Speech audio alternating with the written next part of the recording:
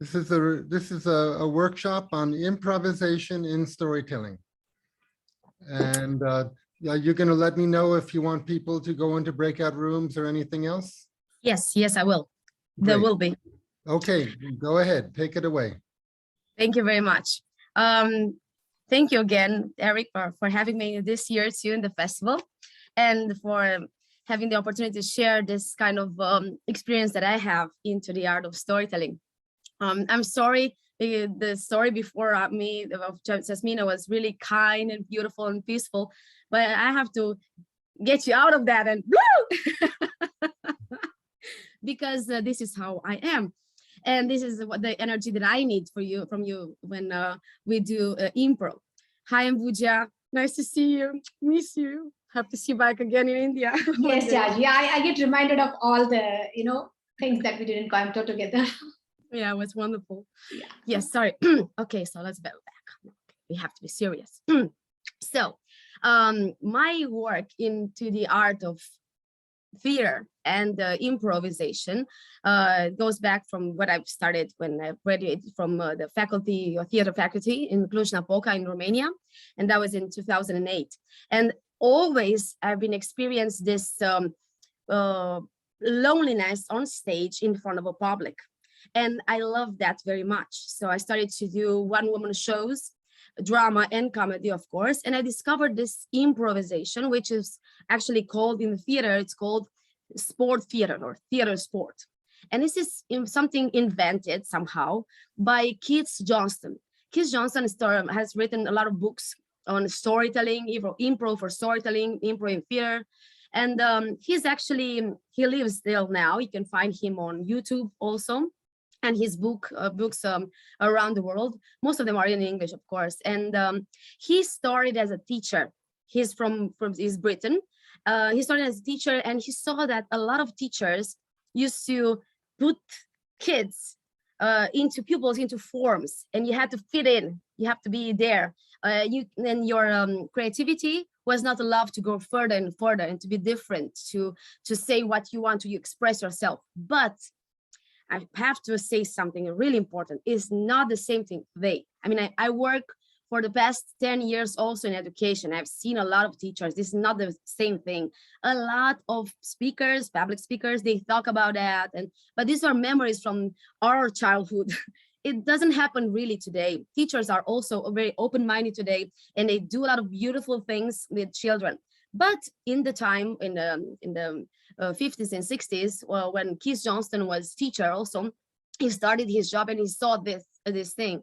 And of course, he moved from teaching to theater. And he was actually, he's artistic director. He also was an actor. And he worked, of course, in the Royal Court Theatre in the Royal Shakespeare Company too, and the Royal Academy, sorry, in London.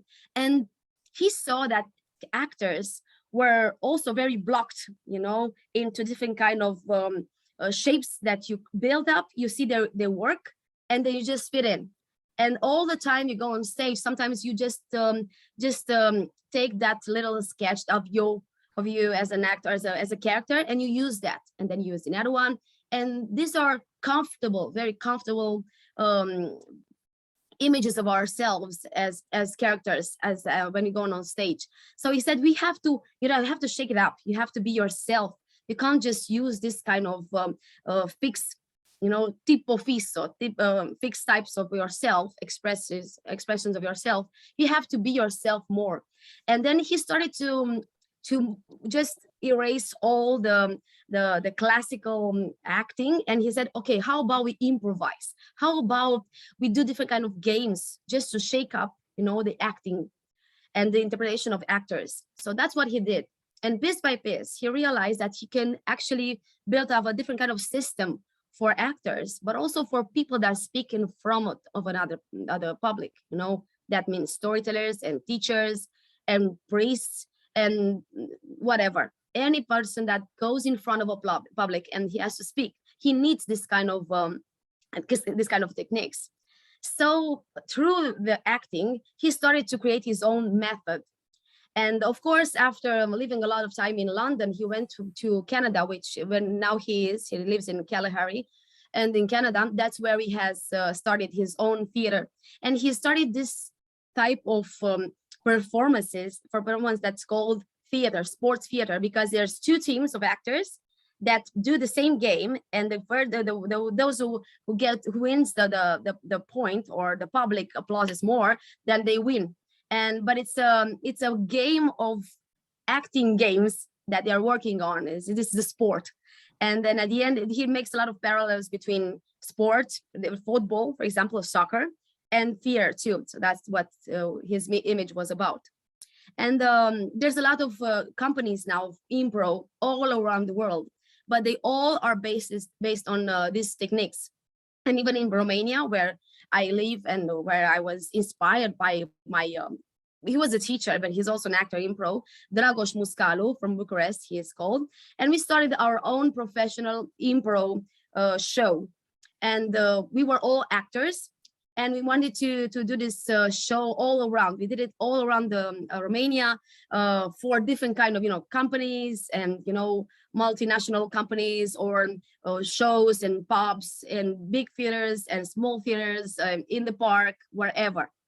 So when I started to go more into education, because my PhD, and I'm working on that, it's on the art of storytelling in education, and I'm presenting my own research as a method to work this art of storytelling in education for primary school, most of it now. That's my research.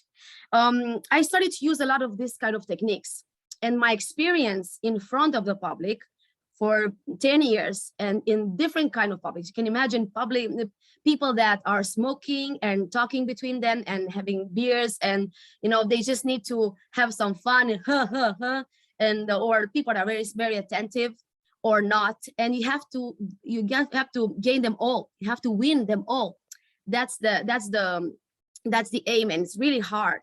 And what is important in these games of impro is that there's only the rule that you present to the public, and then more than that is nothing else. So you are on the very slippery fields of sand, and there's nothing else.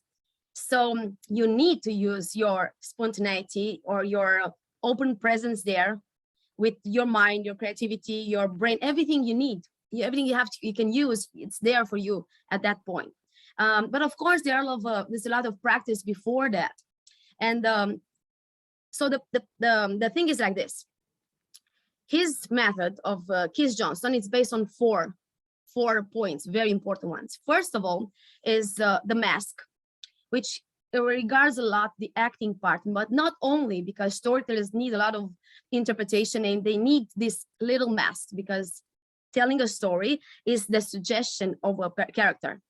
You don't have to really make all the character inside with all the psychological characteristics of a character as in acting, but you can just, create the suggestion of a character, and it's enough for the public to go further in their mind.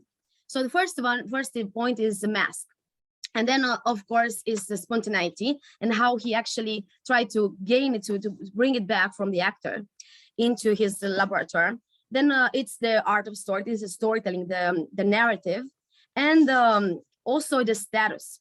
And all these 4 points, status, mask, spontaneity, and narrative, all are very useful for teachers and for storytellers, wherever they are. So that's what I did. I tried to get all the games that I've been working in front of the public as an impro actor, and I just put it into storytelling and, of course, in teaching. And most of us, for sure, are into that. So let me just go through every point of this one, this 4, and then we'll go and just have fun and do a lot of games. So the status, it's very important, because in a story or in a theater scene, right? There's always there are characters that they play on high status or lower status, and it matters a lot, because this is how you actually address to the other one. One character addresses to the other one towards the status that he has. For example, in the story of Aesop, right, with the donkey and with the lion skin, right? When he plays with the lion skin on top, he's actually going on high status. And that it's a lot to think about when you are a storyteller, because the position you have is one open, is bigger, is higher, the head is up, even the face is open, all your gestures are open or are big one. But when you go on a lower status, as the donkey realizes he has no other skin and he is by himself, okay, at the end of the story of Aesop, then he goes and plays the actors or the storyteller plays on very lower status. And that's very important when you see a story, to actually to identify all the characters you have and say, okay, this is a high status and this is a lower status. And of course, the lower status is like, you know, it's closed, it's smaller. And even when you experience this posture, this way you are sitting or walking as a lower status, and you realize they go along with the voice. It gives you something different, you know? Hello, Angela. Thank you for sharing. So everything is different, and you have, when you have the time, when you work your story, to see what that feels for you, what gives you what kind of attitude when you go in a lower status. How is your voice? How is your posture? How do you react? Everything is different. So this is very simple, very useful to identify in your story, as the director, as Keith Johnston used it when he's a director on a stage, to talk to each actor and see what status are you now, what's your character status. And that's important because you play it differently. What's more important and funner is that when there's a switch of status, and when we play the high status and then you go to play the lower status. And that's even more, you know, for actors, and I think for storytellers, I hope this is how I am. Everything that's an offer to play is very tasty. You know, I don't run away from that. I like that one. I like the accidents. I like what everything happens new that makes me, you know, provokes me to interpret more into a different kind of attitude. So, for example, imagine a situation like this. This is something that Keith Johnson has done into his workshops. And I've done it too in this kind of workshop. For example, imagine like this. You go to your family reunion, right? And you don't like your mother-in-law a lot, okay? And then everybody talks about the cake that was prepared, and everybody say, oh, it's so good, and you don't like it at all. And you start on saying to your sisters and brothers and everybody there, this is awful, this I can't even taste it, it's sour or something, this is not a cake. And then the mother-in-law comes in and says, oh, do you like my cake? And then you have to change your status, and you're like, oh yes, mother-in-law, I really like it so much. Oh, I just realized now that I'm tasting it more, I see that the flavor, and you go on a lower status, right? You know, because you have to obey, you have to, you know, be nice to this lady because she's in your family. So this kind of situation, or whatever, you go into your, you know, in your school, and teachers talk around there, and you talk about somebody that you don't like, and then you realize that actually when the light goes upper, and you can see that that person is there, and you have to change, and you have to be nice.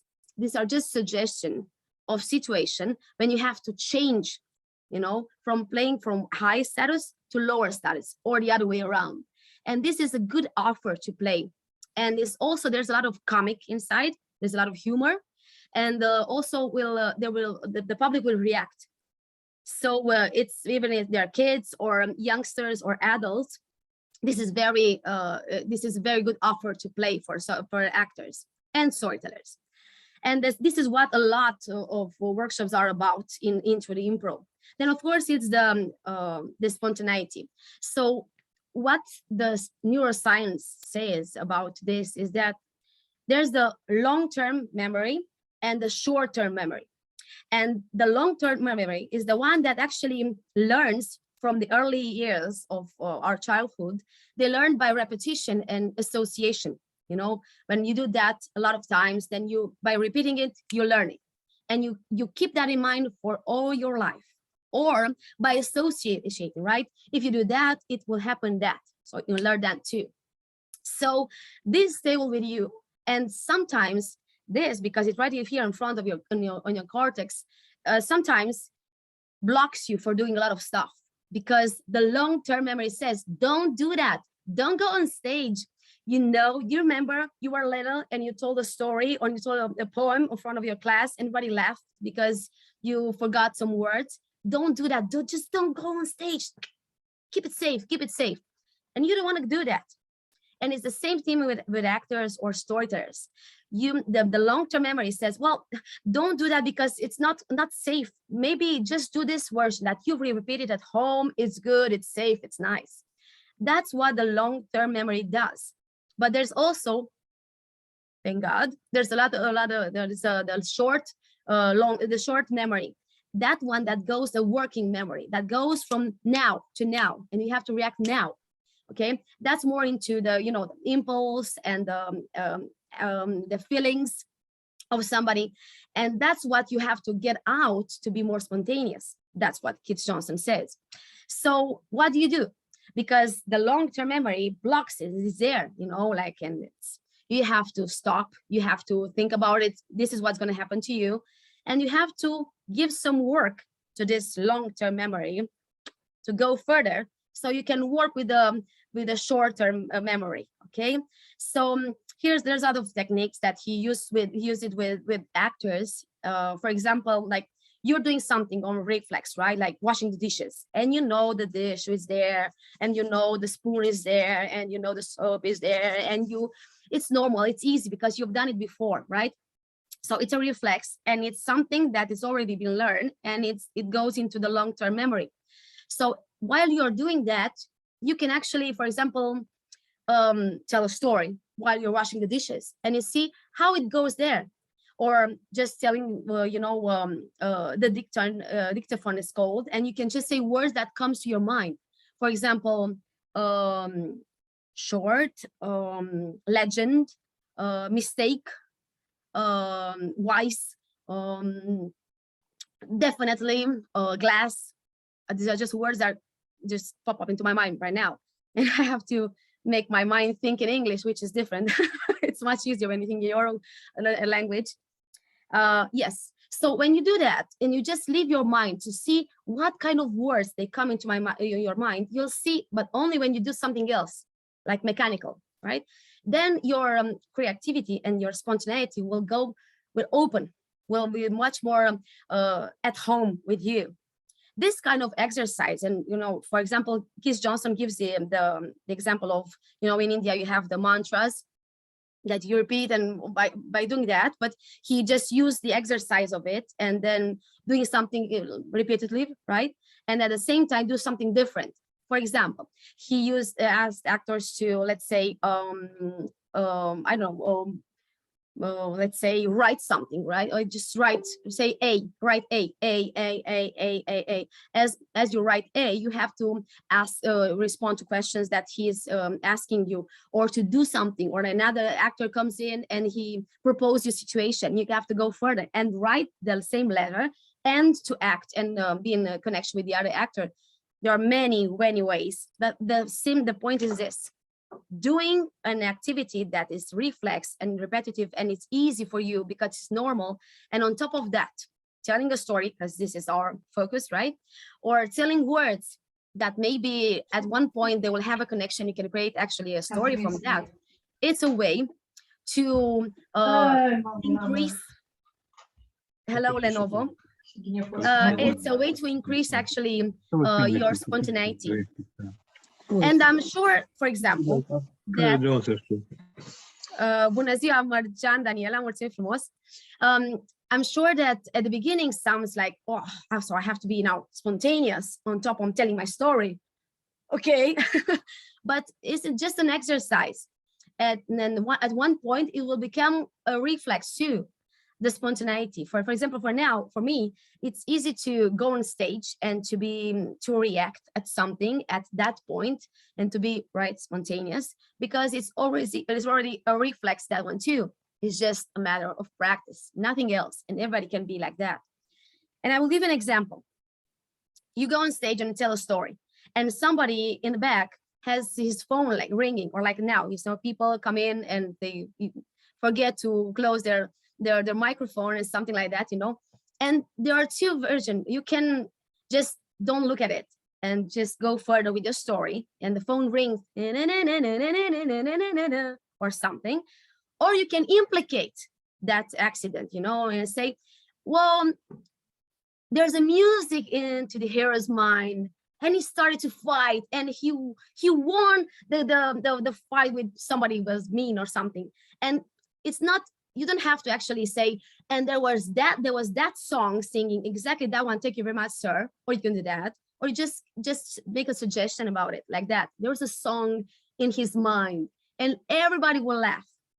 And this way you use, you know, the accidents that come up around you, and then you went further, and your story is much richer and much interesting now, you see. So this kind of accidents will always happen, but if you're open, and the spontaneity means to being on 0 point, and being on 0 point is not being, you know, so tired, I don't have no energy, you have to go on stage. No. It's just not doing anything but containing all. Then that's the 0 point. We've done a lot of practice on that as actors, because this is how you have to be. And also as a storyteller, I think it's very important. So you're open to anything, but you don't do anything at all. It's just you're open to that. So at one point, back, and you react. This is how into exercise comes the spontaneity easily out.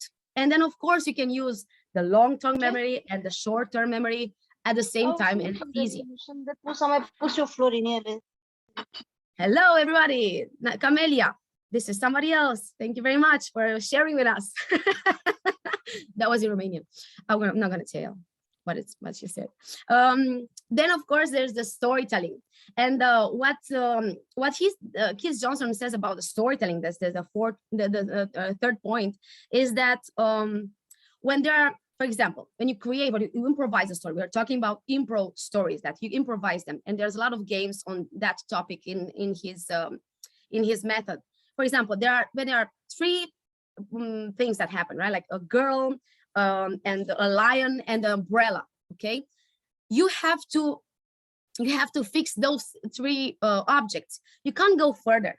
You can't lose one. If your story, when you improvise a story, at one point doesn't go further with the action, and you just, you know, describe a lot of stuff around, and then when you see that at the end, you can take that whole description and just put it next to or someplace else, and the story goes further without it, then you don't need that description. That's what he said. You always have to focus on actions, and it's action and action and action, because that's what the story means. It's very drama, you know, it's action, and people react when you implicate them. Of course, there's need of descriptions sometimes because you use it on purpose, but otherwise the improvising is about that. And sometimes when you have, you know, right, kids on stage or children or youngsters, and you say, okay, let's do story together, you know, this kind of idea, which is based on improv, then you have to give them a platform to go further. And that is, for example, a girl, a lion, and an umbrella. And you have to use those objects, those persons. Otherwise, there's no need of them. Everything that comes into a story that is improvised, it has to have a meaning. Otherwise, if it doesn't have any meaning, it's not useful. And you know, the public interprets everything they see. So everything, it's what you do as a storyteller is a suggestion. It's a code, and the public tries to get all these codes to understand what are you doing? Why are you moving your hands like that or that one? Or why do you do this? Is it something that matters for the character? Do you do it on purpose, or is just you being nervous? So there's a lot of things that public has to decode, you know, to understand. So we have to be very careful about that. The fun part in improv is that it's okay to go wrong. I'm like, you don't have any idea. Well, you don't have any idea. And another colleague that is an improviser too will come up and go further with the story. So this is the relaxed part of the storytelling. But also it's very important, the mask. And well, Keith Johnson says that the spontaneity and the creativity of a person comes again in the early years of childhood. But then around year 4 of our life, we started to lose it because we go into, kindergarten and schools, and we go into different kind of social institutions, social forms that we have to fit in, and they ask you to, obey rules, and all this creativity, he says, it dries more and more and more, and you have to go back. So what he does into this kind of workshops with actors is that they are asked to put masks on their faces, and try to just go inside a mask and just to start to act as the mask would do.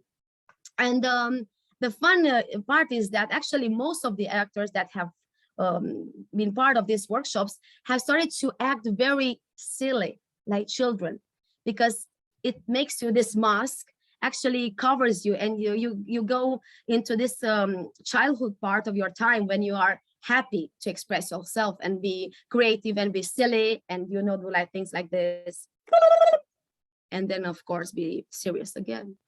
So he tried to make these actors go further into this creativity and to be more relaxed, to use this kind of attitude when they tell a story or when they act into a character in the theater. So mask, status, art of storytelling, and spontaneity, all of them together, they are very useful, and of course they are used a lot into teaching, and I think they are very helpful for storytellers. So there's a lot of things to talk about, but we'll have to now play the game. So the first game we have to do is this one. It's also in psychology. It's done as a test of creativity, but it's also called in improv games props. And if you have any questions after that, I can gladly answer them. So you can use a different kind of object. It's easy. It has to be a very normal, very general object, like a pen, or like a circle, or like a book, or a scarf, things that can then be transformed into other stuff. And if it's very specific, then it's much different. So the game is like this. This is not a pen, it is. And then you don't say anything else, and you just mime an action that can make us see what can it be transformed into. And of course, you have to respect the form and the content of it, right? If it's tiny and long and it's thick, you can't make it a scarf from it, right? But there's so many objects that can be similar to this one. So I will try it. I will give you some ideas, and then everybody would like to participate, just say me and start. Everybody has a pen right around, so it's not very complicated. This is not a pen. This is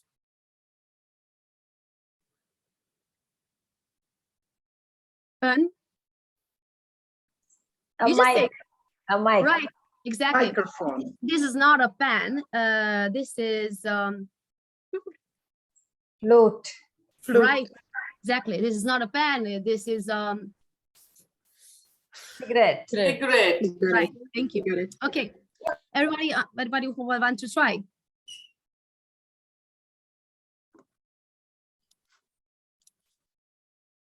Now, Georgiana, can you hear me? Yes, I do. Yeah, we have 205 people in this session.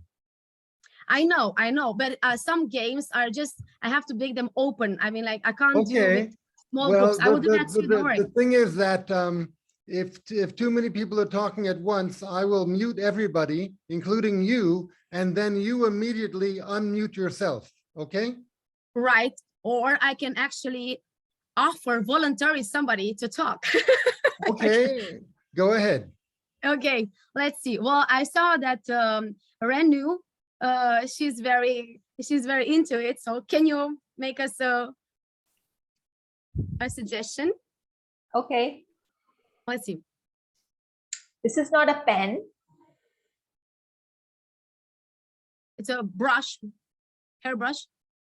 Right. Okay, good. Let's see. Janina, can you, oh, sorry, Marta. Okay, please, thank you. This is not a pen. A mustache. Lovely, good. Great. Yes, Raguna, did I say it right? This is not a pen. An ice cream or a lollipop? Lollipop. Yeah. Oh, good, good, great. Okay, let's see.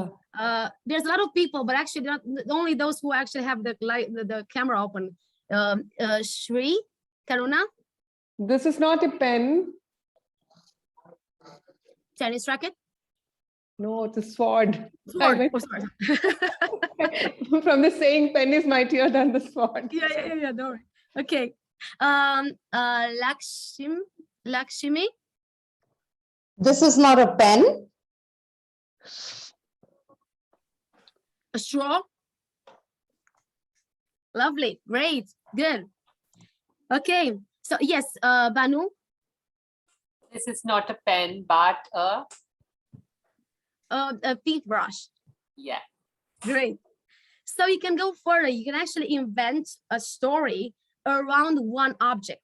And even think like that. When you are a teacher, and as I said before, most of us are, or like working into schools, right? As storytellers, then you just take one object that actually is it's going to be used by the teacher too, for example, right? Like somebody is teaching in geography about the mountains, okay? And you get a triangle. And you as a storyteller, or you as a teacher storyteller, either way, you can actually create a story, and then you just transform that object into different kind of stuff until you arrive to the point that, okay, this is a mountain. And then it's another way to approach actually by telling a story, improv story, right? And then you go further to your teaching class. And it's a different kind of way to for children to remember that class. It's totally different, it's memorable. So this is one suggestion that I have. And you can actually, what I do, so a lot of times I just by myself, when I go to a class and I'm in my car and I just think of an object, I don't actually use it because I have to put my hands on my, I have to drive. But at the same time, you can actually think, okay, so what could I do with a scarf, for example, right? And a scarf can be a turban, can be a lot of clothes, but also can be a baby, also can be a necklace, can be also, a boxing, glove or something like that. And I imagine, what can I transform this object into? And this is a way to actually increase your creativity. But the thing is that you have to go deeper into the creativity, not on the deeper, level, not horizontal. So because when you transform the scarf into something, into a sword, for example, right? It's different. The imagination goes in a different kind of way. You have to stick to the rules. This is something soft and long. So what can you do with that? What kind of objects are like that? Okay.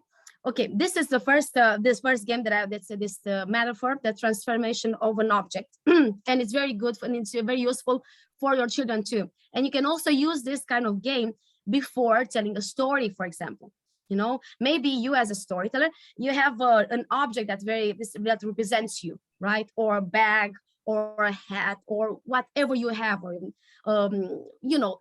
every storyteller has something different that makes him unique. So you can use that object, right, to make your public closer to you and to increase their creativity. And then we'll have to do now. We're going to go to this breakout rooms now.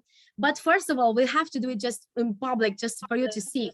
It's called Ask Me to Ask You Back, or something like that. It's in English. It's in Romania, it's easier. The thing is like that. You have to make a conversation only on questions. This is something very specific for women. I'm like, you come home and the husband said, honey, where have you been at this time? I said, well, I have to go out sometimes, right? Am I not allowed? But it's late and you were supposed to make dinner. Oh, this is why you marry me? To make you dinner and that's all? No.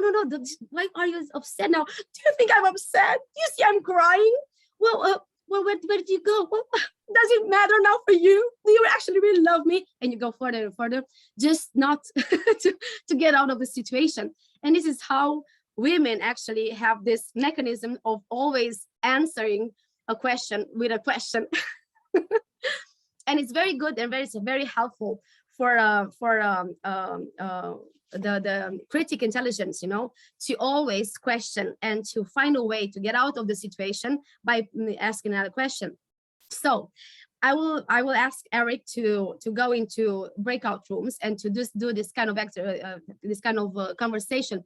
But first of all, if somebody would like to be volunteer in this exercise, I'll be very happy to just to show a little bit about the game.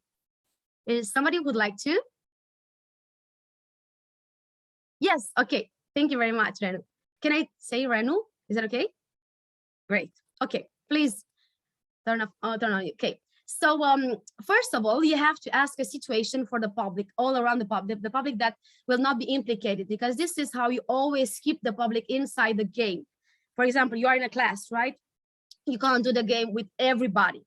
Then all the other ones have to be implicated by, you know, giving ideas, giving places where the situation have to happen. Or in this kind of situation, you ask the public, give me, please, girls and men and storytellers around the world, please, give us a situation, a place where our scene can start.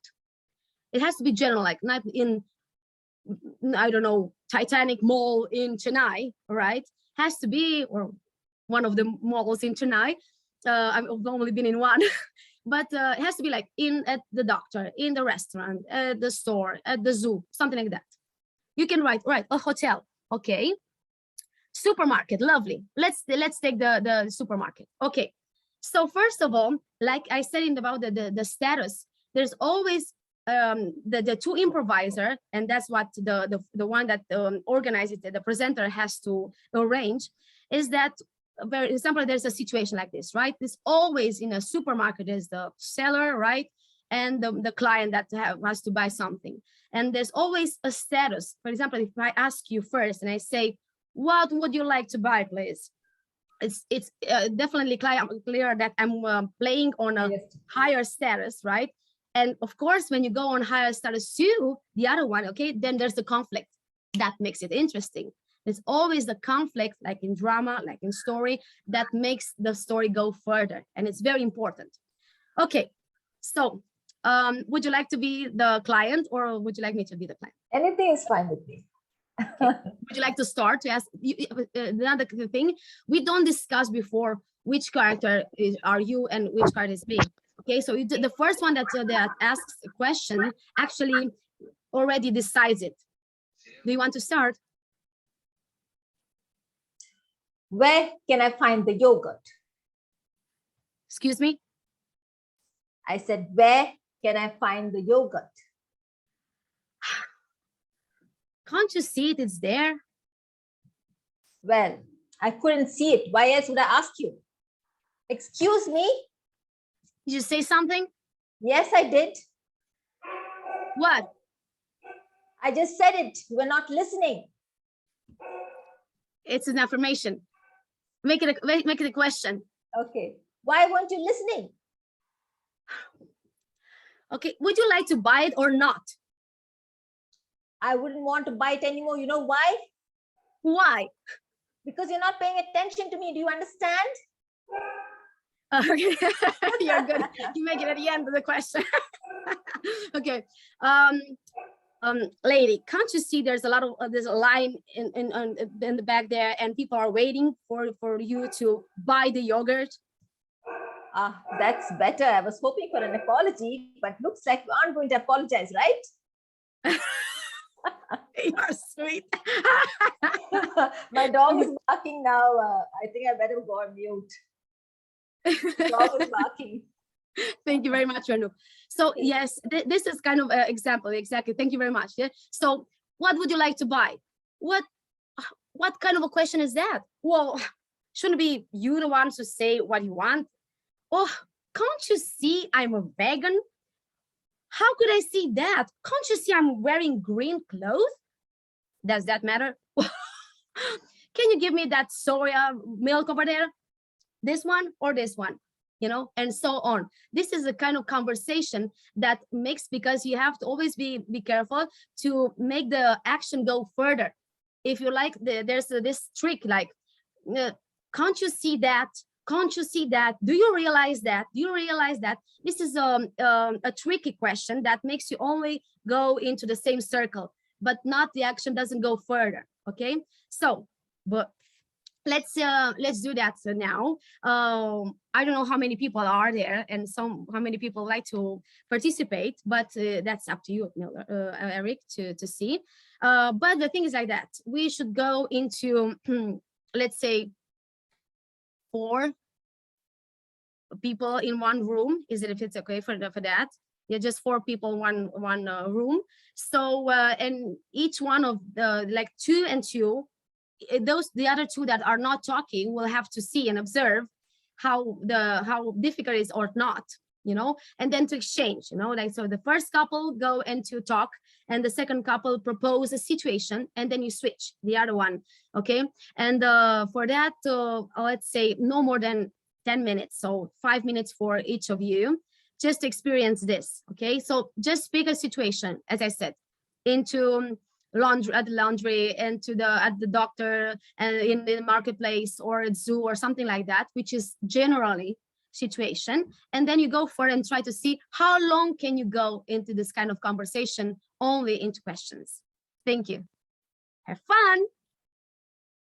Okay, so to review, when people get in the rooms, they're going to think of a situation, I guess in public, right? At a shop, at a market, at the hairdresser, and they're going to improvise some sort of asking each other questions.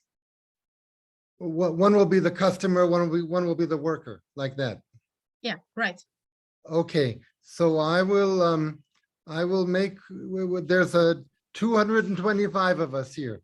So I will make rooms for about four people in each room.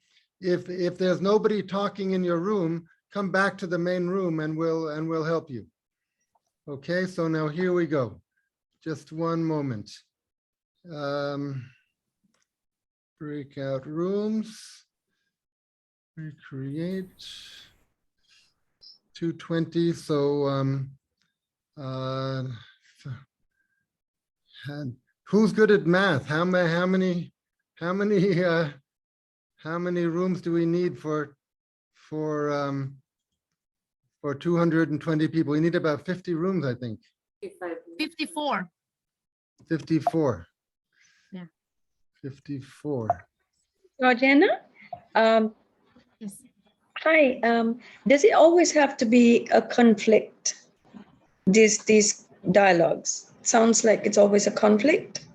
Yes, but conflict doesn't, I mean, like, conflict in drama, into story, it's important. Otherwise, just a description. I'm not saying a conflict like something like, if people understand it as something mean and, war and fight and blood, it's not like that. It's just when you have a conflict, you can overcome it and you can learn something from it. Otherwise, this kind of, that's why the idea. And always the conflict makes you go further, stimulates you to go further. It's just that, but you can try to do only a conversation of questions and questions with no conflict. Try that too. Okay, Georgiana, I may Yes. be putting you in a room too. If I do, just Sure. come back to the main room. Okay, here we go.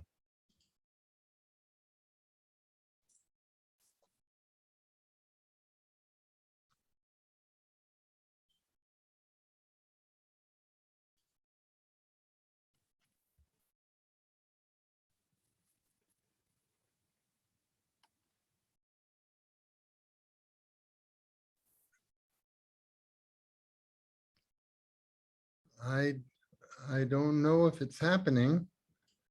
Open all rooms. No, it's not. It's not happening. Why is it not happening? Let me recreate. 50 rooms. Recreate. Open all rooms.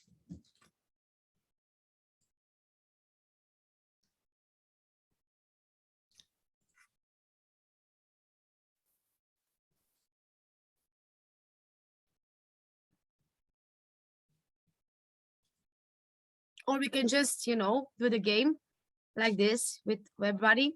and to try to exercise with a couple of more volunteers. That's okay for me too. I'm trying to open all the rooms, but it's not opening. Is there some cap on the number of rooms maybe? Mm-hmm. Maybe we need a key or something. Some rooms are just closed.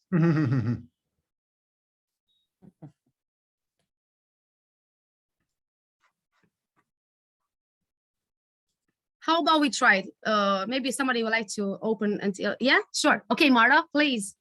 No, not yet. Can you tell me where the armadillos are? Excuse me?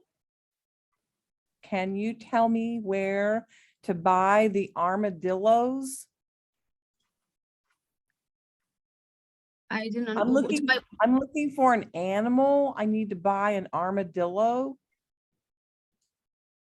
I Or don't know. how about a koala bear? Where can I get a koala bear?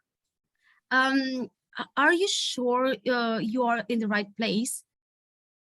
Well, the person down the street said this was the place where I could buy anything. What happened with that? I mean, it says on all the signs, you can buy anything here at Harrods. Do you want pink animals or violet ones? I want a green one. You can buy anything in this store. What happened to the guarantee? Oh, you need a guarantee too?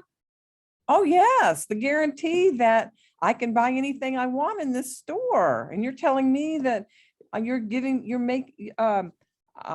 want a green koala bear. And is there a problem? Did you see actually what's written on top of our store? Well, of course I did. Change it.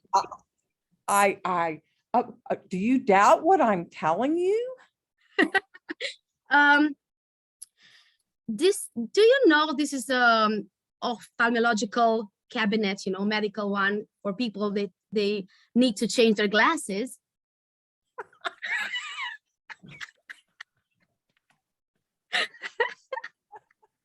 Well, I just took it literally that you could buy anything you needed.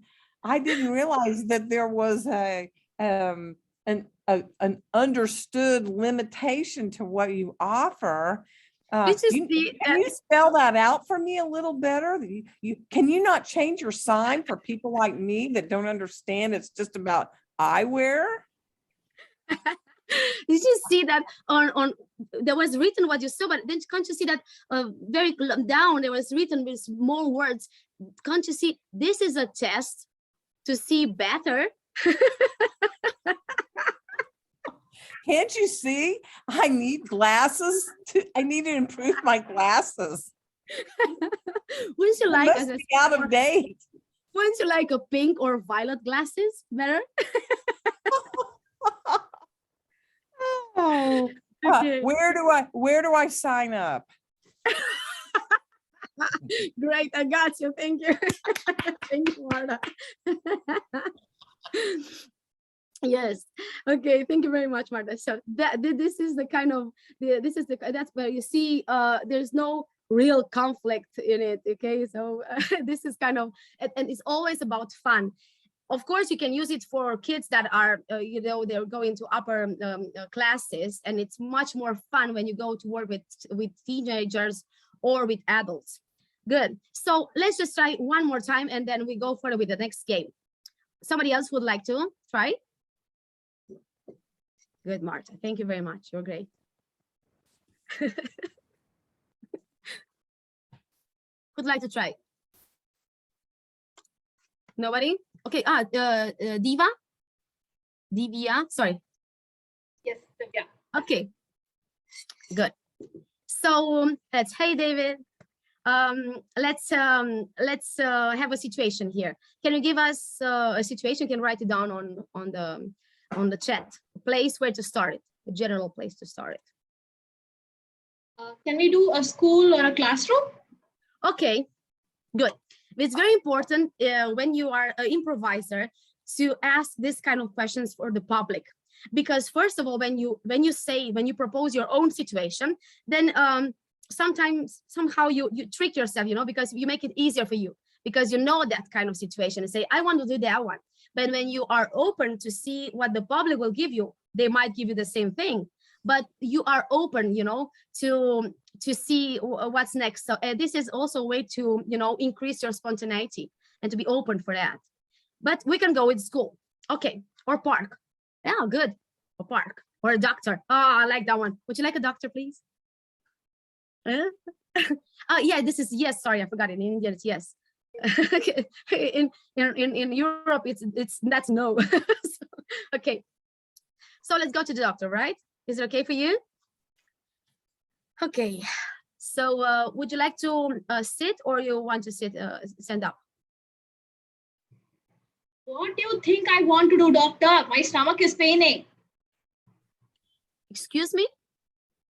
Doctor, my stomach is paining. What do you want me to do? What would you like to do? What I would like for this pain to go away. I would like for you to not charge money. What are you going to do? Well, how much money do you have? How much Georgie, you are not charging money. Excuse me, Adriana. Okay. Yes, Divya. You are not charging money. You are free. Okay, thank you very much, Adriana. We have to do this conversation now with sorry, with Divya. Thank you very much for the proposition. Yes, you were saying? I was told you check patients for free. Did I hear it wrongly? Where did you hear that one? Oh, it's written right outside this hospital. Didn't you read the signboard outside? Where? On which side? You just go out and then take a right and then take a left and come to the gate. The signboard is right there. But if you can't read, then how do I trust you? Oh, is this candid camera? Who's making a joke on me? Don't you see this is a very expensive clinic and a very expensive doctor? You mean to say in an expensive clinic, you use this kind of bedsheet? Can you give that one to me, please? Sorry. I'm sorry. What was it? Sorry. Can I have it? If I give it to you, what will I get in return? Would you like some nice real pills to easily your pain on your stomach pain? Can I get some happy pills, please? Would you like also some massage? I can do some massage if you want to. If you give me a massage, will you also give me pills? Do you have a bank account? I can give you some. Would you like some me to give you some money in your bank account? Would you like my number for Google Pay, or would you like my bank accounts for NEFT transfer? Great, good one. Excellent. Yeah, that's the feeling. Great, good for you. That's also actually with this situation very good. Divya, we actually also use the change of status, right? Which is also very important. And you can see when you feel the mechanism inside, then you can go further. It's really nice and it's really fun. It's the same thing with spontaneity. When you just feel the place, and you feel comfortable already, then it's easy. It's not like walking on moving sands all the time. It's just at the beginning as a practice. So if you do that with your class or with your students, then of course as a workshop they will go further into this kind of improv. And also for you, I think it's very helpful. Okay, the next game we'll do, and I think we can be like that too, also in public, so because it's easier. It's called the store with different kind of styles, and the styles you can imagine like this, like different kind of types of TV shows or books or kind of films, or even attitudes, or you can use it as different kind of feelings, you know, like crying and happy and exhausted and sleepy and amazed and so on. So you can use it as you want to in your class. But the thing is like this, the official kind of styles that you have to tell this story, and you pick at the beginning a very normal known story like Red Riding Hood, right? Because everybody knows it, and it helps the long-term memory. You know, you know that you don't have to improvise something new. You know that one, and already the long-term memory is comfortable, and you can use the short-term memory for being spontaneous and to be more creative. That's the thing. So we're gonna tell Red Riding Hood and different kind of styles, and we have to do that with everybody here, because this is how some will exercise and some will see how it is. Who would like to first? Who would like to volunteer? And then I will tell you what to do. Let's see. Just say me. Okay. Because it's very helpful, and Renu wants to help me again. Thank you very much, Renu. Thank you for saying. Okay, Renu, you're the first one. Okay, good. Vidya, did I say well? Vidya. Okay, Vidya will be the second one. I'll just ask you to open your mics and camera. Those who will have to want to play. Let's see. I will pick now for like let's see, 5, 6 people. Now, so Vidya, KR Chennai will be the second, and then is I'll have a go, Giorgiana. Radhila. Okay, thank you, David. So free. Radieka, did I say well? Radieka, okay. And then 4 is going to be David, okay. And let's pick another one for 5. Would like to be the 5th person. It's not going to be hard, don't worry. I mean, it's not going to be hard. Okay. Nandita, right. Nandita, but also Anuradha, did I say well? Anuradha will be the 6th one. Okay, so it's like this. And you can also use it on Zoom, because also I've been experiencing working with kids and teenagers and doing classes with teachers on Zoom, and you can adapt it. So what is important is that those who are named, they have to have a paper and a pen just to know after what person they will have to come and tell. Okay, so it's again Renu, and then Vindhya, they say well, Radhika, okay, Nandita, and and David, and Anuranda, and 7 is David.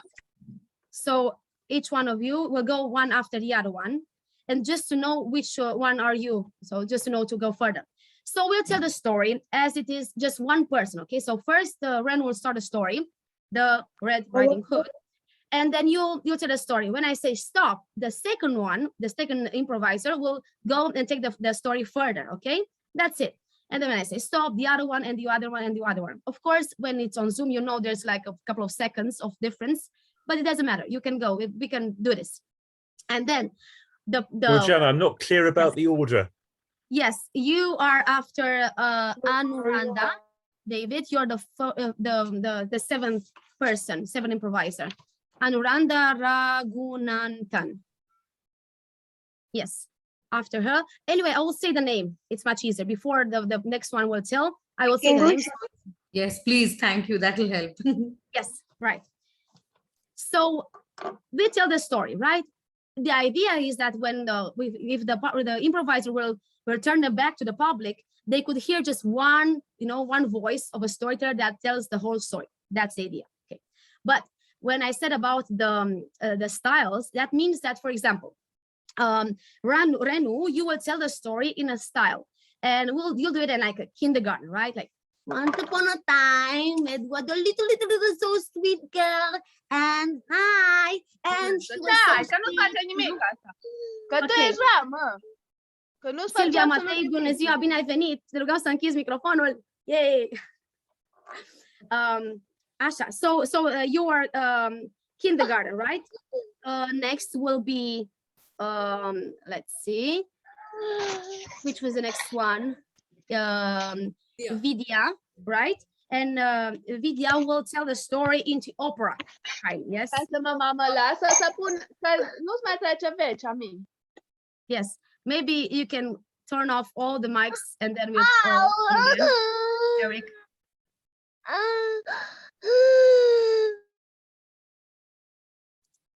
Thank you for the special effects. That will be the kid. That was to inspire you, Reno, right? Okay, so Vidya will be opera. That means that you're gonna tell like in the kind, you know, the style of opera. That means that you have to prolong the words. Now, so she went further into the forest, and there was a wolf, and so on. And you have you just, you know, prolong all the words and make it longer. And when you do this with Georgiana, children, yeah. Georgiana, should we be told the style in advance, or shouldn't you just tell us when you say David and then tell me my style? I will do that for you, but just to help, maybe it's easy, you know. Sometimes what I'm saying is that when I work with children, for example, they need to have you know, something to catchy so they can understand the style. I'm sorry, I'm not going to tell more than that. Okay, then Radhika, right? You will tell us, see, how about you send in fashion, right? Fashion way, no, like the, you know, this is their style, and you tell what's, you know, cool and what's not cool, if, you know, things like that. So you're very fashion. Okay, that's the idea. Good. Okay, then let's see, it's Nandita, right? Nandita, well, you will tell, let's see, in a crying style. Okay, you just have to cry. Yes, right. No more suggestion. Okay, and then Anuranda, let's see. You can tell it in yes, science. That means that you have to give us ideas about the place, you know. Maybe I will ask you questions about, okay, the year in which the house of the grandmother was built, you know, what style, or how bigger is the forest, how many acres or something like that, how many species. Otherwise, you have to improvise, you know, and whatever you say, it's good. That's the thing about the improv that gives you a lot of good, positive attitude, that whatever you say, it's okay. You know, you are the expert, you're the science man, person, and you know all these details, right? And then as David will do, you will do you comment on, you know, like on a soccer game, you know, it's all about commenting, you know, like, and they go further on the team, and then they play, and then it's amazing, you know, the wolf plays, and then Red Riding Hood goes further and further, further. Oh my God! I'm not saying anything, you know the style. Okay, so commenting on it like a sports commentator, right? During a soccer game. Okay, so let's do this. Let's see how it works. I will ask you to turn on your mics. Okay, and now we'll do something very important for the public, and you can all do that. And you can all, everybody can open their most of you open the mics. It's like this. You have, as a commentator, as a presenter of an improv game, you have to, as I said, involve the public, and it's very important, the synchron game at the beginning. So the you know, ice breaking part, and it's very important. So you can do like this, like there's the sign like this, and you show like this your hand to the public, and the public applauses. Okay, you can do that. Okay, you just, I say this and you do that. Good. And then you stop whenever I get my hand down. Okay, but when I say, I do like this, everybody, you know, the shouts and applause to say woohoo, you know, every time I do that, and take my hand down. And then whenever one of the improvisers, you know, they forget a rule and they do something wrong, at this sign going down, everybody says, oh. It's not who, it's just sorry. Oh, okay. So there's applauses, there's woo-hoo! And oh. And you can mix this kind, you like, woo-hoo! Oh, woo-hoo! ooh, ooh, hey, and so on. It's really fun for children, you know, and they get very involved into it, and they feel very happy. And at the same time, if you ask the public to be aware that if one of the improvisers will make a mistake, they have to react, right? They say, oh, or to say, woohoo! So it's good because they are kept in this action. And then there's another thing that you have to do all in synchron. Everybody will do that. The same thing. We'll make a counting down, like 5, 4, 3, 2, 1, go. And applauses, please, for Reno.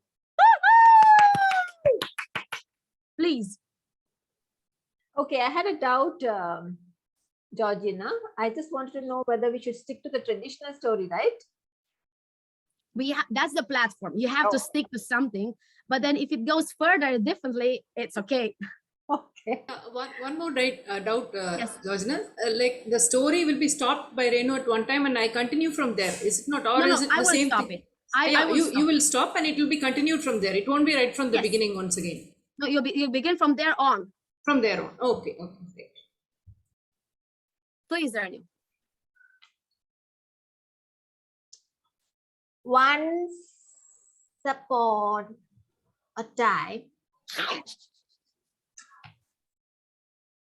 Mama, are you there?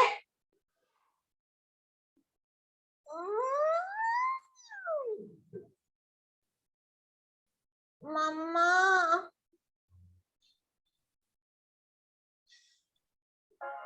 Once upon a time. What? There was a little girl. How little? How little was she? Very little. Mm-hmm. And she was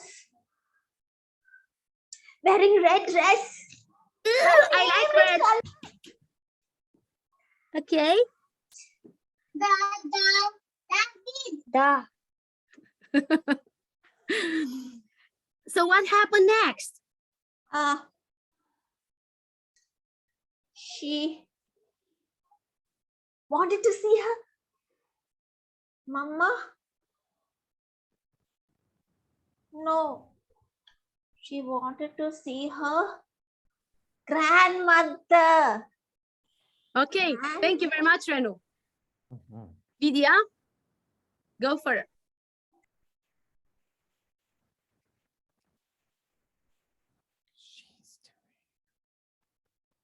Turn on your mic.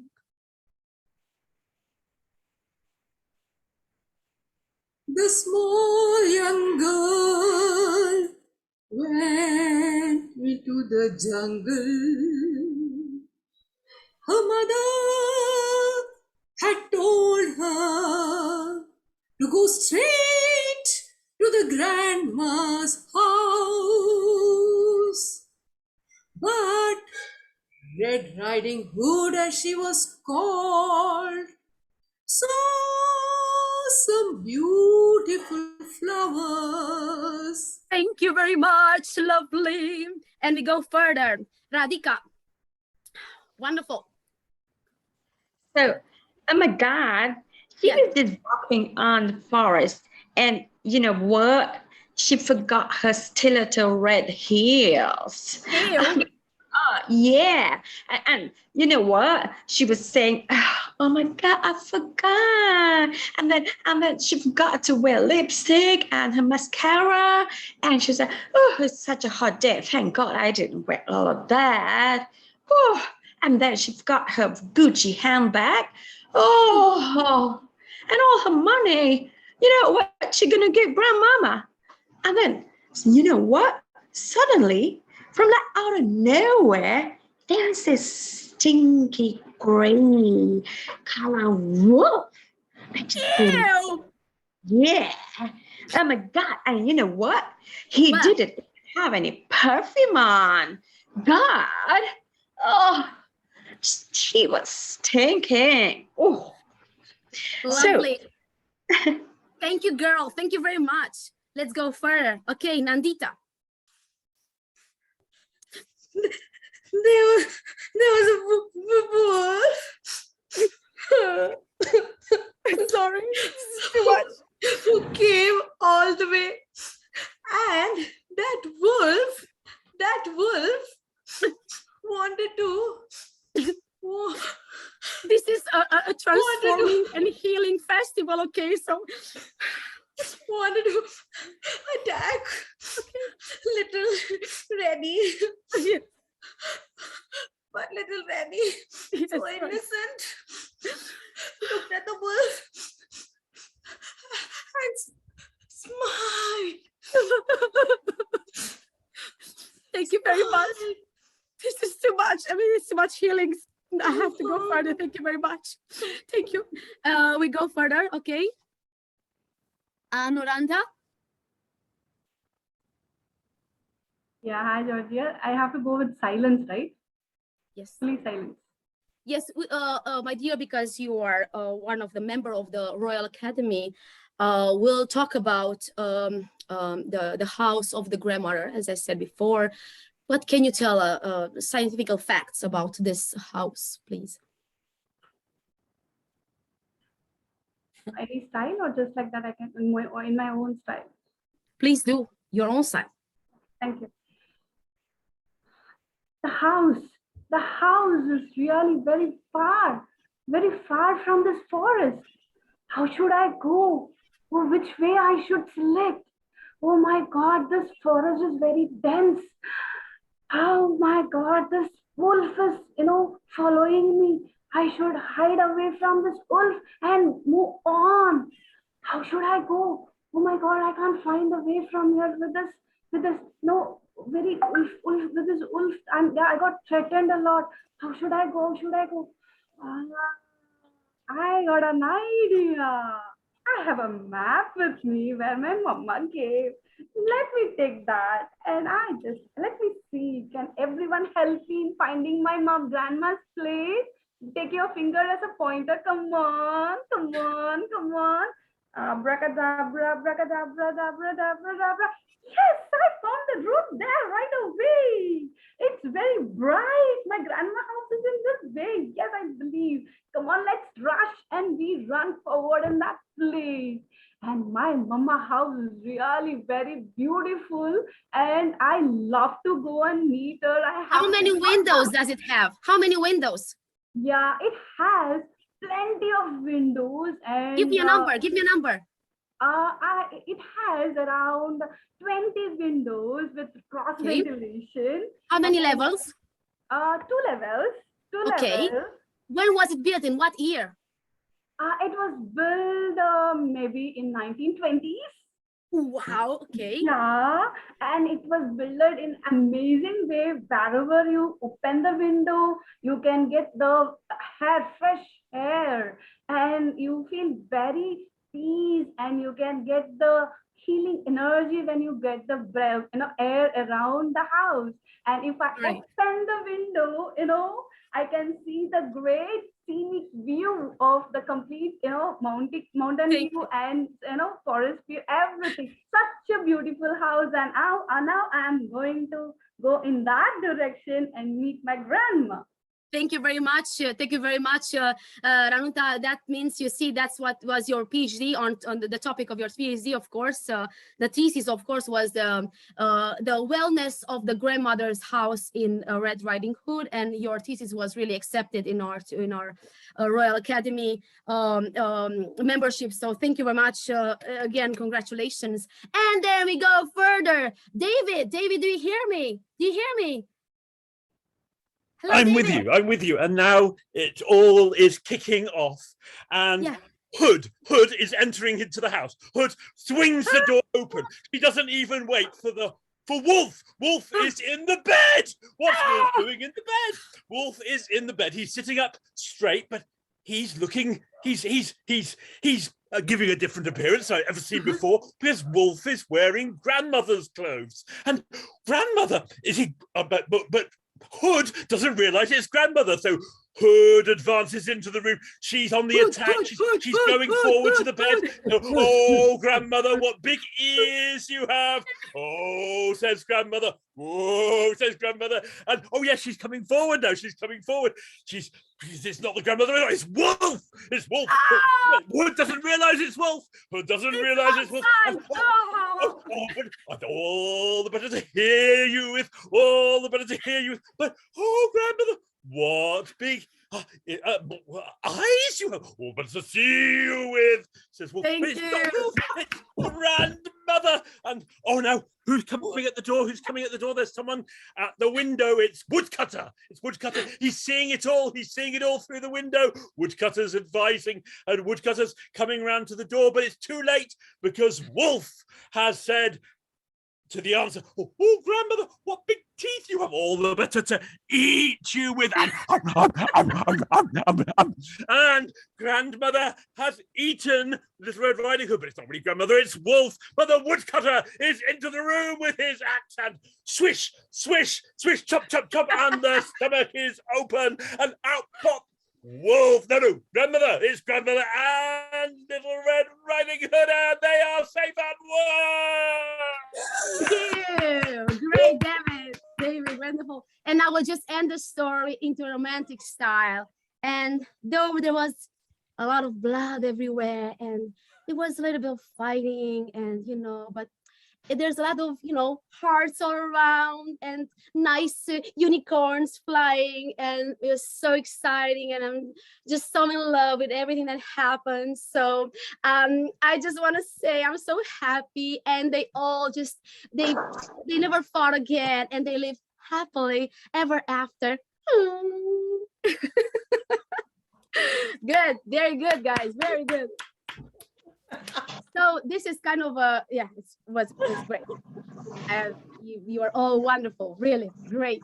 So this is kind of the kind of story with different kind of styles that you can do with your public, even if you are on a session of storytelling, or you can do with your pupils, and it's really fun. And I've noticed something working a lot with teenagers, that always for boys, this kind of, the soccer game that David did, this is the place when you can catch them into your story. And always the fashion type, like Dika did it really great. That's the thing that the girls always, resonate with it. Yeah. So even I had, I struggled to get through to the public, and there were teenagers. When I've done this game with this two type of telling the story, it always went lovely. So I will just, I have a little bit more time left. So we'll do another one. It's called The Translator, and it's really fun. It's a little bit different. This is gonna be me. I will tell in a language that sounds like it. It's not gonna be the real language, but it sounds like it. And there'll be the other one who will translate what I'm telling. And this is very good also a game for a storyteller to came up with a story, or for a public speaker, to create his own speech. And the rules are like this. One is invited from a foreign country, whatever you want to, and then he talks only in his own language. And that's great and fun for us all being here all around the world. And it's gonna be me. I will tell in the language you say, and it will sound like it. And there's going to be another person that will have to translate, and we'll just make it easier. I will say one phrase, somebody will translate it. I will say the next phrase, in the second phrase, somebody will translate it. In the last phrase, the third one will be the one to say thank you very much for listening to me. But what is the theme here? What do we have to work on? Well, it's like this. You again ask the public to give you two different kind of jobs, like places to work, for example, different ones. For example, let's say a builder, an engineer, and singer, for example. It has to be two things that are somehow into conflict, because always when there's a conflict, where the creativity comes up, because you have to create a link between two, and your mind struggles to find a way. And this is how you actually work. And what the special guest has to say is have to do his expertise on that. He's an expert. And this point in the improv is very important, to be an expert, because always it will give the improviser, child or adult, a very comfortable and safety place. It doesn't matter how silly you're going to talk about, you're the expert. And people say, okay, great, lovely. And it's very good, very, very helpful.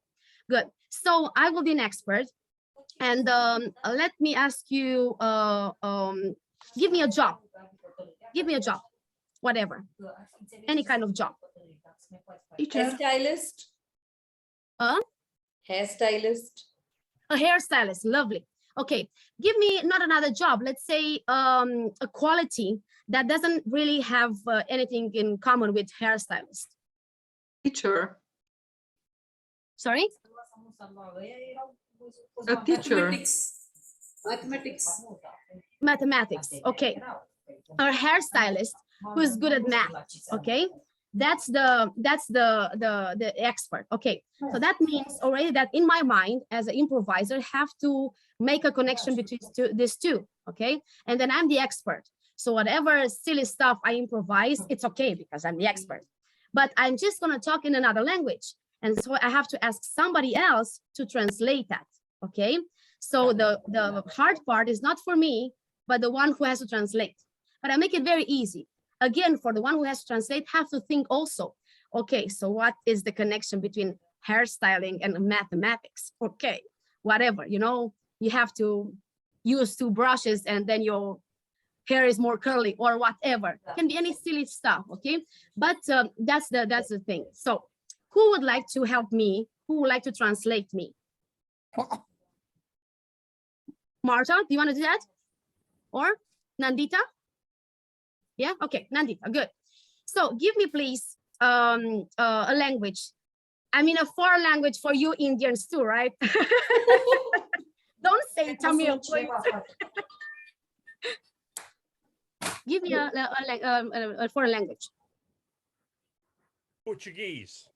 Portuguese, okay, lovely. So I was talking Portuguese, of course, Nandita knows very well Portuguese, right? Right. She's an expert in all languages. So Patrick, Ana, Raluca, I'm sure would you like to participate? Maybe later. Or again, I will have to ask Eric to turn off all our microphones. And then, good. Okay, so Nandita, I will first, do the first phrase, that, right? Which is, of course, is like, hello. We always are in front of a public that is very, people are scientists, in this kind of matter. Everybody here is hairstylist, right? And I'm just proposing another method, that we can bind mathematics or something like that. So you can imagine the people, the public that are there, they're all are experts, right? This is a very university level. It's not, normal people, right? Okay. And the first will be the introduction, right? Hello, my name is, you can give me whatever name you want to, okay? And then you just present my thesis. And then the second phrase, I will explain it. You can use whatever I'm explaining it, so it can help you to do the translation. And then again, the last phrase that I said is going to be, thank you very much for listening to me. You apply this method, it will work, and so on, okay? Okay, so we go in like 5, 4, 3, 2, 1. Eu falo lá, todo mundo que você eu faço, que eu faço, para o curso meu, todo mundo que você eu faço, obrigado. Hello, welcome everybody, and this is Georgiana, and she's here to explain something about how to cut your hair using math. Eu passei todo mundo que você eu faço, eu todo longo que você eu paro, para eu faço que eu não se quero faço, eu gosto novo que posso, cada pedaço, eu faço que eu faço, e todo mundo que você eu obrigado. So till now, you just take a strand of hair and cut and cut and cut. This is not exactly how you need to do it. Let me tell you how you do it. Keep listening. It's not just cutting. It is also mathing. Eu faço. Eu tudo faço. Eu faço. Eu faço. Eu tosso. Piu. You take a pair of scissors and you take another pair of scissors. And that's my new method. And you cut and cut. Obrigado. Eu só não mundo vai ver método. Thank you so much for listening. I'm sure this is going to help you out. Great, wonderful, wonderful. That's the feeling of the improviser, you know, when you use something that you need to hang on to something, right? You hang on to the one who is talking in another language because you see what he's doing, his movements helps you out. But then again, there's a safety place, and then there's not a insecure place that you're in. But it's nice. How did you feel, Nandita? It was nice. I was trying to get my words in place, but it was also like, you know, I had to be, like you said, you know, spontaneous, also in a flow. I couldn't have our regular uhs and ahs. So I tried to comprehend what you were doing and kept saying it. But good. I guess, yeah, like hopefully, like you said, you know, with practice, and it'll probably, you know, get better. I said just silly stuff, nothing. It was actually you are the one who made it no, in the logical. Don't worry. No, I had fun. Thank you. Thank you. Thank you. And then there's another, just the last game that I will show you. It's called Fixed Lines. And this is very comfortable for children that you are working with, or even adults, because it's a very safety place for them and very tiring and working part for you. It's like this. Let's get somebody else, the last game, who would like to help me out here. It's very easy. Vidya? Okay, yeah. Good. So Vidya, you just have to say one word, okay? And the word is bubbles, okay? Whatever I ask you, what are you, where are you from? What do you like to eat? Or whatever, you just say bubbles, okay? That's it. Just turn on your mic, please. And then again, you ask the public for a situation where to start from, right? Or a place where to start the scene, or a job that this expert, which is Vidya, will have to be. But then again, you can also surprise them, and nobody else will know. You can put like 5 people in front of the class, you know, and they will have to say the same line, but nobody knows what job are they. I'm the one who's actually going to surprise you, okay? And you just say bubbles. You're expert, and you just say bubbles, and that's it. So again, this is an expert game, okay? And we start in 5, 4, 3, 2, 1, and welcome, my friends from all around the world. This is a live show with experts on this great festival. And of course, with us, it is, she's amazing, actually. She's Vidya, and of course, as everybody knows her, she's been she's been working to NASA, and she's been out of this Earth. She's been to Moon 2 times and 3 times to Venus. Lydia, tell us, please, what did you discover on Venus? Bubbles. Amazing! Oh, wow! Who would have thought of that? And I understand that the, you know, the flowers there are some flowers, and they look like bubbles. It's great. This is wonderful. This is great news. So when you were there, you know, and you feel like homesick, you know, you felt like in your stomach there are bubbles. Oh, that's so sweet. That's amazing. Okay, so you came back home, right? And you made a big meeting about what you've discovered. And the thing is that you can always find all around the universe bubbles.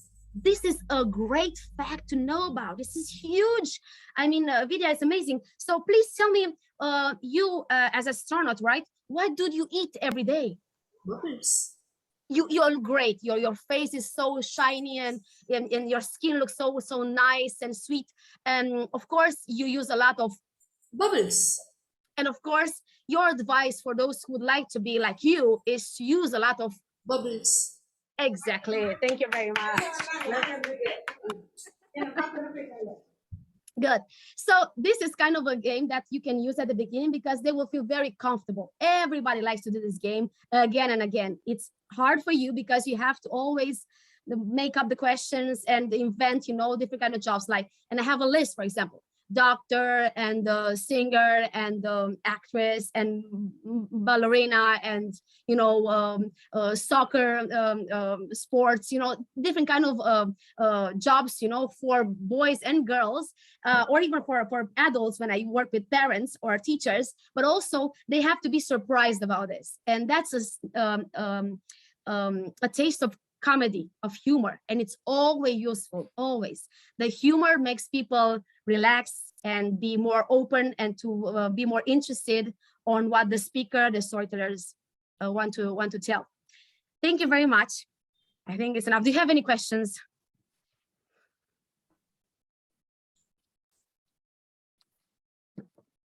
Good. Thank you very much. Thank you for my. Well, thank you for all of these improv games. Why don't you just make a list of the improv games you let us in? Go ahead. Yes, yes. First one was the transformation of the object. Yeah, you know, the metaphor of an object that is transforming something else. And then we've done the asking the conversation, only in ask questions, conversation, and then was the story with the different kind of styles. And then we did the translator, the expert that talks in another language, and the other one was on to translate. And then, of course, we did the fixed lines, or the 5 games that I've presented, which, as you see, it's really fun and really comfortable. And you can apply this one at least, but a lot of them, even to preschool. I've done it before, and it's really amazing. Well, thank you. Very much. Thank you so very much for sharing all of this with us. You were great, really great. It was wonderful. Thank you, guys. Thank you, Eric. Thank you. Wonderful. All right, does anyone want to ask anything or tell anything before we end the session? Can I ask a question? Oh. Radhika, go ahead. Yeah. Hi, Georgina. So I want to know, because I do group therapy work as well as individual work. I was wondering, these some of these interventions, can they be, are they only for performance level, or can they also be used in healing therapy work?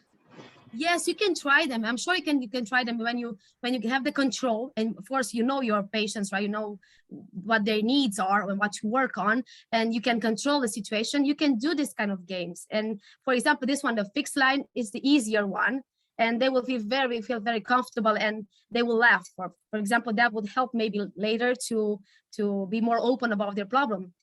Yes, you can try them, sure. And you were great. Can I say something? Yes.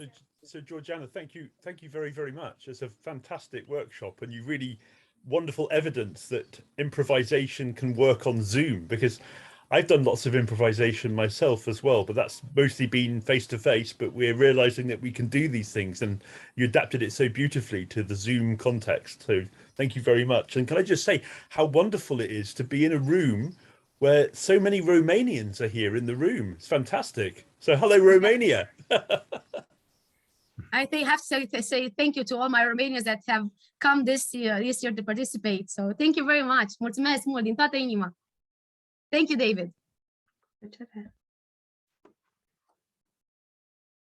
Okay, good. So now we're going to, let's see, we're going to stop recording.